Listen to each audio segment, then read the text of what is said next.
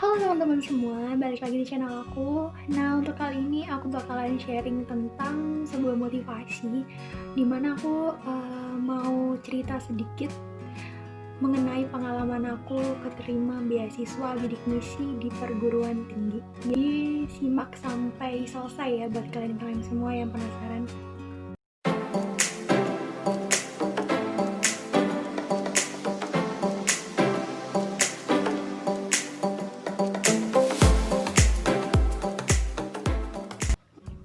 Nah, buat teman-teman yang belum tahu, jadi aku sekarang masih kuliah, tapi udah semester akhir. Dan aku sekarang juga masih proses untuk menyelesaikan skripsi aku. Jadi aku minta doanya ya teman-teman, biar semuanya diberikan kelancaran. Nah, untuk kali ini aku mau sharing sih. Jadi ada beberapa hal yang mungkin apa ya, nggak orang lain alamin tapi aku alamin gitu, dan ada beberapa poin juga yang mungkin sedikit berbeda. Oke, langsung aja kita langsung ke poin yang pertama. Jadi aku ini mau perkenalan dulu ya. Aku sekarang udah di semester akhir di salah satu perguruan tinggi yang ada di kota Malang. Jadi tinggal nyelesain skripsi aja. Tapi aku mau sedikit sharing ke teman-teman. Kali aja ada teman-teman di sini yang butuh banget informasi atau sekedar pengen tahu aja sih gitu tentang gimana cara aku ngedapetin yang namanya beasiswa bidik misi. Dan mungkin juga untuk teman-teman sekarang itu banyak sekali yang bingung gimana sih cara kita bisa kuliah padahal untuk finansial ada kendala gitu ya, atau nggak memungkinkan kita untuk kuliah padahal sebenarnya kita pengen kuliah cuman finansialnya nggak mendukung kayak gitu. Nah, jadi biasanya kita kan kalau mau daftar beasiswa bidik misi nih khususnya ya, nah itu tuh biasanya barengan pas SNMPTN teman-teman. Nah kalau aku dulu kayak gitu. Nah buat teman-teman yang belum tahu, aku dulu pendaftaran itu 2017 ya, jadi aku angkatan 2017. Jadi kita itu daftar barengan sama SNMPTN ya, atau enggak SBMPTN juga. Nanti itu bisa ketahuan kita keterima atau enggak gitu kan. Tapi kalau nggak salah sih pengumuman dari SBMPTN-nya itu dulu ya yang keluar. Kalau sekarang aku kurang paham, tapi kurang lebih hampir sama lah ya. Mungkin ada beberapa poin yang dirubah, cuman secara keseluruhan masih tetap sama sih.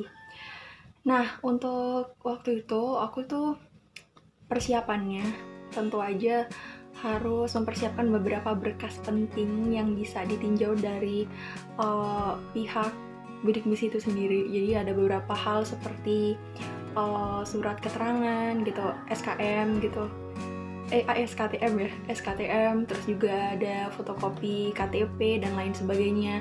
Terus apa ya, aku lupa sih, intinya berkas-berkas penting yang mungkin juga sekarang diperlukan ketika hendak mendaftarkan beasiswa bidik misi atau yang sekarang itu KIP ya kalau nggak salah.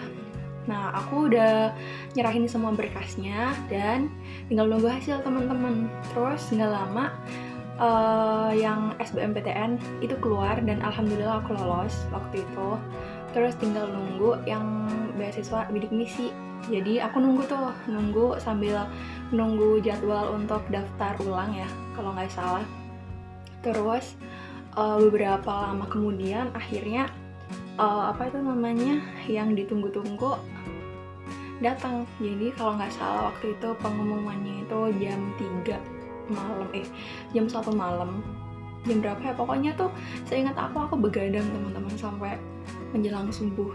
Saking penasarannya aku nanti lolos apa nggak bidik misi. Jadi aku tunggu beberapa lama dan akhirnya pas aku lihat ada tanda merahnya, berarti aku nggak lolos. Ya nggak apa-apa ya, tapi sedih sih waktu itu kayak nggak lolos, bayangannya udah nggak bisa kuliah dan lain sebagainya gitu. Terus kalau kita nggak lolos otomatis di situ tertera nominal kita bayar UKT-nya berapa. Jadi buat teman-teman yang pengen ngelanjut kuliah yang nggak tahu UKT itu apa, UKT itu adalah uang kuliah tunggal. Jadi nanti tuh kita tiap semester bayar SPP gitu kalau di sekolah. Nah tapi kalau di kuliah itu nanti besarnya disesuaikan sama pendapatan orang tua kita. Jadi kalau nggak salah waktu itu aku dapat UKT berapa ya, 24 dan 2,5 atau 24, pokoknya kisaran itu. Dan akhirnya orang tua aku tetap nyuruh aku lanjut kuliah. Apa ya, kayak ngedorong banget buat aku ngelanjut kuliah, nggak apa-apa dijalanin dulu, kali aja nanti kedepannya ada rezeki lebih gitu, atau enggak bisa untuk daftar beasiswa lain.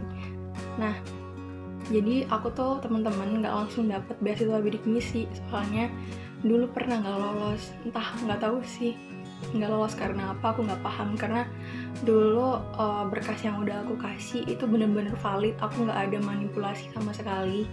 Mungkin juga dilihat dari rumah atau apa, aku nggak tahu ya, cuman secara finansial emang pekerjaan orang tua aku itu pendapatannya nggak menetap gitu ya, beda dari PNS dan lain sebagainya gitu. Nah, tapi dibalik itu semua aku tuh gigih teman-teman, aku tuh pengen dapat beasiswa gitu. Kenapa sih aku harus dapat beasiswa? Aku biar nggak begitu jadi beban buat orang tua aku gitu loh, biar seenggaknya tuh aku bantu. Nah, buat teman-teman yang belum tahu, kalau misal teman-teman pengen dapetin beasiswa bidik misi, jadi itu sepengetahuan aku ya sampai sekarang, soalnya terakhir aku dapat ini semester ini teman-teman. Jadi sekali kita dapat, maksudnya tiap dapat itu kita udah free, nggak bayar UKT alias 0 UKT-nya. Abis itu kita malah dapat uang saku gitu. Kalau nggak salah sih uang sakunya sekitar berapa ya? 4.200.000 itu tiap satu semester. Tapi biasanya pencairannya itu kadang agak telat gitu loh, tapi pasti cair kok teman-teman. Nah, aku tuh akhirnya sering ngajuin berkas-berkas yang pernah aku ajuin pas bidik misi itu, aku bawa, aku kumpulin di map gitu. Habis itu aku sering ke TU, sering ke gedung rektorat gitu-gitu, nanya sama dosen apa ada kuota bidik misi tambahan atau gimana gitu. Soalnya aku tuh sering dinasihatin sama kakak kelas aku dulu yang kuliahnya sama kayak aku. Biasanya itu emang ada yang namanya beasiswa bidik misi tambahan gitu. Atau biasanya kan ada anak bidik misi yang dia tuh nilainya tiba-tiba banyak yang turun berkali-kali gitu dan akhirnya dicabut. Nah, kan itu kuotanya kosong kan. Nah, tapi kalau kita mau isi kuotanya itu kita harus cari yang bener-bener satu fakultas dan satu jurusan teman-teman. Dan waktu itu tuh aku bener-bener gak nemu ya. Sering aku ngajuin kayak gitu, ternyata kata dosennya maaf mbak nggak ada gitu. Jadi aku tuh balik gitu. Pokoknya aku bolak-balik ya kayak gitu, dan aku tuh ngajuin ya keringetan, dan aku tuh ngajuin bener-bener bolak-balik, nggak langsung instan gitu teman-teman. Kalau nggak salah setelah itu lama banget aku diemin gitu kan berkas aku kumpulin di TU. Terus bapaknya bilang ya udah kalau memang nanti ada kuota tambahan atau memang ada anak bidik misi yang satu fakultas sama kamu mundurin diri atau kecabut, nanti saya bisa ajuin nama kamu, ada data kamu gitu. Ya udah, aku waktu itu iyain aja temen-temen. Nah, tapi gak lama kemudian sekitar semester 3 atau 4 gitu ya, 3, aku dapat beasiswa PA, alhamdulillah. Jadi aku tuh nggak cuman ngandelin bidik misi ya, aku sembari nunggu bidik misi aku, karena aku belum tentu keterima juga kan gitu. Terus juga waktu itu ada rame berita kalau sistemnya bidik misi itu sekarang beda sama yang dulu, jadi nggak ada kuota tambahan dan lain-lain gitu. Ya udah, aku berharap gimana ya, nggak begitu berharap gitu lah istilahnya. Akhirnya aku coba cari-cari beasiswa lain, yaitu aku cari beasiswa prestasi gitu. Dan alhamdulillah aku dapat beasiswa prestasi teman-teman. Dan nanti kalau ada yang minat, aku bakal buat video selanjutnya ya buat pengalaman aku keterima beasiswa prestasi itu. Nah, alhamdulillah setelah dapat beasiswa prestasi itu aku udah gak pernah ngajuin lagi berkas-berkasnya. Aduh maaf ya keringetan. Dan alhamdulillah pas udah keterima beasiswa prestasi itu, aku udah kayak cuek gitu sama bidik misi. Maksudnya ya sekarang udah dapet ini, otomatis ya udah dijalanin dulu gitu. Nah, untuk teman-teman yang nggak tahu, aku tuh kalau semenjak keterima beasiswa prestasi, kalau beasiswa prestasi itu ya teman-teman, kita itu UKT tetap bayar, cuman dapat uang saku, dan itu kalau nggak salah 2 semester atau 1 semester ya, aku lupa. Dan itu nominalnya sekitar 2,5-an teman-teman, jadi lumayan kan gitu. Jadi selama 1 tahun itu aku dapat PPA. Nah, selang beberapa waktu kemudian aku pengen ngajuin beasiswa unggulan. Nanti aku juga jelasin ya beasiswa unggulan tuh kayak gimana. Tapi waktu pengumpulan berkasnya, nah, oke, lanjut. Jadi waktu itu aku sempat ngajuin yang namanya beasiswa unggulan. Soalnya kalau nggak salah beasiswa prestasi aku kan udah mau expired ya, maksudnya udah mau selesai gitu.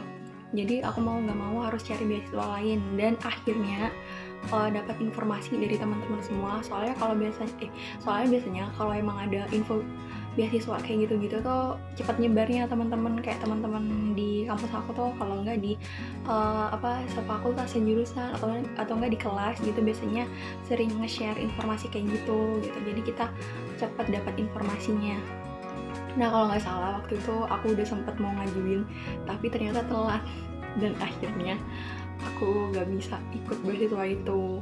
Dan dibalik hikmah aku ngumpulnya telat ini, yang beasiswa unggulan, ternyata beberapa bulan kemudian aku dipanggil di tata usaha, dan diomongin lagi berkasnya ini bener apa enggak, soalnya mau diajuin gitu, tapi saya nggak menjamin nanti kamu bisa lolos kayak gitu kan. Nah, aku tuh kayak iya Pak, nggak apa-apa gitu, soalnya udah hopeless banget gitu loh, kayak hilang harapan banget gitu. Terus nggak lama kemudian pas mau bayar UKT, aku kan mau bayar UKT teman-teman. Nah, aku lihat nih di laptopnya, itu tuh nggak ada nominal uangnya. Kan biasanya kalau kita mau bayar UKT di siakat kita itu pasti ada nominalnya, Anda belum membayar gitu ya, Anda belum membayar UKT gitu. Nah, itu aku nggak ada nominalnya, tapi cuman tulisannya belum membayar gitu. Jadi aku tuh bingung kan awalnya, terus mau bayar ke bank. Biasanya kan aku bayar 2.400.000, itu aku mau bayar segitu teman-teman, udah nyiapin uang terus bayar. Habis itu di tellernya bilang kalau nomor tagihan aku tuh nggak ditemuin gitu. Aku bolak-balik sampai 5 kali ke bank, dan ternyata itu tetap nihil, nggak ada apa-apanya, maksudnya nggak bisa apa-apa.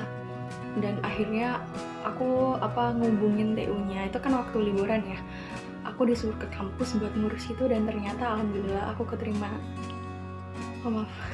Dan ternyata alhamdulillah aku tuh keterima bidik misi gitu. Jadi tulisannya emang kayak gitu kalau bidik misi.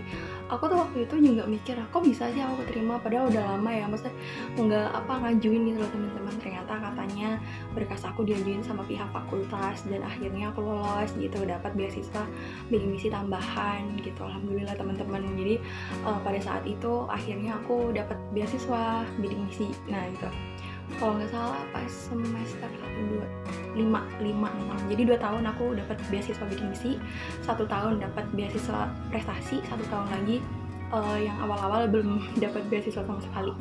Dan prosesnya itu benar-benar panjang ya teman-teman. Buat teman-teman semua, nanti kalau emang mau nanya-nanya, drop di kolom komentar aja ya, soalnya ini panjang banget videonya. Jadi sekian itu tadi penjelasan dari aku. Nanti juga di next video aku bakal sharing tentang motivasi dan juga pengalaman aku kuliah selama ini. Oke, makasih udah nonton video aku. Jangan lupa subscribe. Terus kalau ada salah aku minta maaf ya. Abis itu bye.